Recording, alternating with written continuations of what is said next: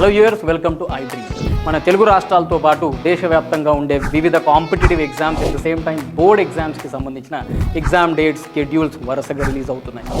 జనవరి నెలలో అయితే JEE main పరీక్ష కూడా పూర్తయింది. ఈ సందర్భంగా ప్రతి విద్యార్థి ఒకంత ప్రెషర్కి లోనవ్వడం సహజమే. మరియు తల్లిదండ్రులు కూడా చాలా యాంగ్జైటీకి గురవుతూ ఉంటారు. మరి ఈ ప్రెషర్ని ఓవర్కమ్ చేయడానికి కేవలం సబ్జెక్ట్స్లో నైపుణ్యం సాధిస్తే సరిపోతుందా? మెంటల్ అండ్ ఫిజికల్ హెల్త్ లేదా స్ట్రెస్ అండ్ టైం మేనేజ్మెంట్ లాంటి ముఖ్యమైన అంశాల పట్ల కూడా శ్రద్ధ వహించాలా?